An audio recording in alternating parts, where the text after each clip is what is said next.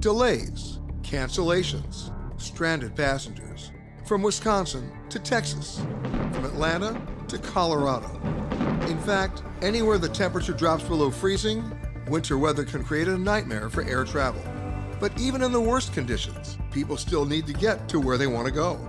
Even in a winter climate as hostile as Canada, where the country's largest airline and flag carrier, Air Canada, has pioneered the science, and yes, sometimes the art, of navigating the challenges of winter. In fact, some say Air Canada was one of the commercial aviation pioneers in the essential science of de-icing, making sure that no plane in its fleet can head for a runway without removing even the lightest coating of frost on aircraft wings. But first, some history and a little basic science about airlift. Originally founded as Trans-Canada Airlines in 1937, the very next year, they were the first airlines to equip their fleet with alcohol de-icing nozzles to keep the windscreen free of ice. They also were the first in Canada to introduce electric de-icing in 1961.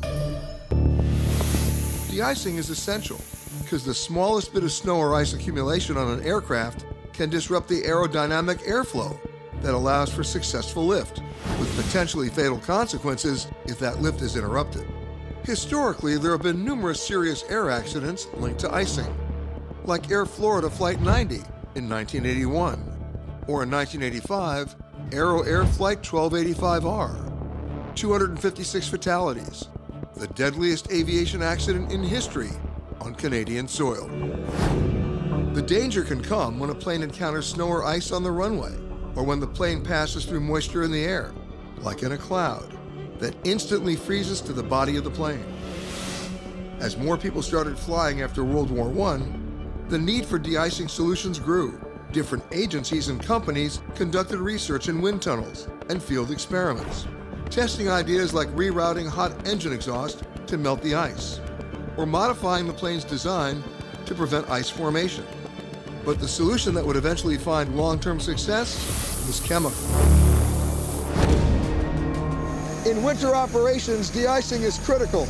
It's 5 o'clock in the morning here in Montreal, and at the airport, gate 49, Flight 481 is getting ready to go to Toronto. But first, the wings have to be inspected, and then before this plane ever takes off, it pushes back and gets de-iced. The process can involve two stages. First, a de-icing fluid made of mostly ethylene glycol mixed with water is heated to around 150 degrees Fahrenheit and sprayed onto the plane to melt and remove existing ice, frost, and snow. Once the de-icing is completed, timing is even more critical.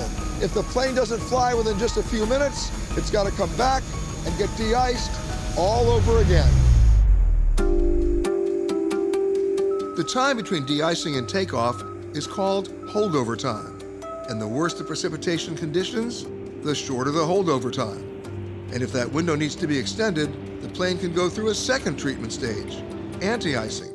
The anti-icing fluid is thicker, made of roughly equal parts glycol and water.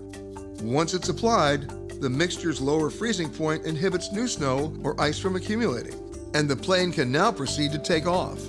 And in case you think the need for de-icing is just a rare occurrence, last year Air Canada de-iced more than 26,000 planes. In Montreal, the turnaround times for a 737 are very short. Just 1 hour after this plane first came in from Edmonton, it's pushing back for Calgary. In sub-freezing temperatures, wind, but no ice on the wings. And they're not just removing the ice and snow from the planes. The runways have to stay clear, and they attack it the moment it touches the ground. It's all part of the overall winter air operations for Air Canada. In the winters, it can be a challenge. I mean, we can have anything from snow to freezing rain to frigid cold temperatures. It really puts a strain on making the operation run.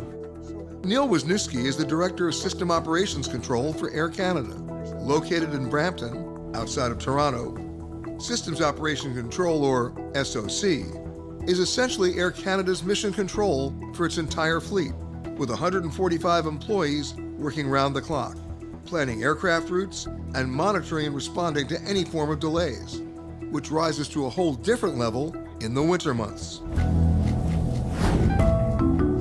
Their day starts with an operations call led by Chris Legg, the SOC General Manager.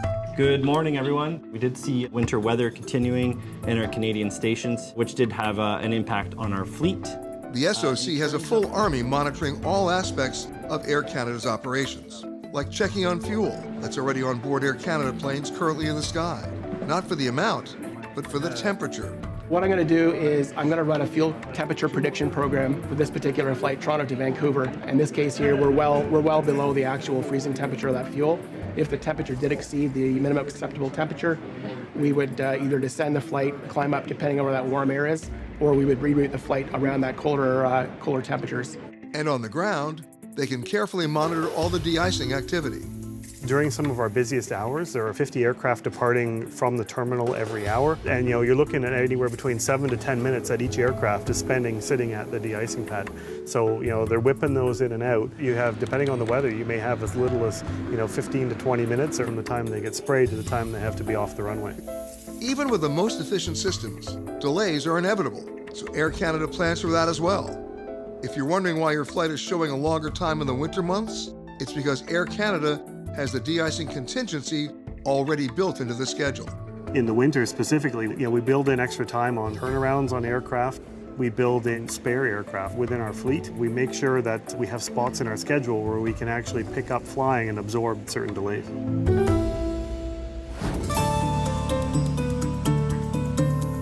The delays, as well as the de-icing procedure itself, are expensive, both in added time and the purchasing and responsible disposal of hundreds of thousands of gallons of toxic de-icing and anti-icing fluid.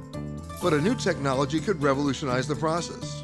A Boston-based company named Deice has plans to partner with Air Canada to test a new kind of electric de-icing technology. Adhesive strips installed under the plane during routine maintenance would be activated by the pilot, with an electromagnetic current generating heat to melt ice and snow during the boarding process. And if it's successful, widespread implementation could reduce and eventually eliminate the time delays and use of chemicals.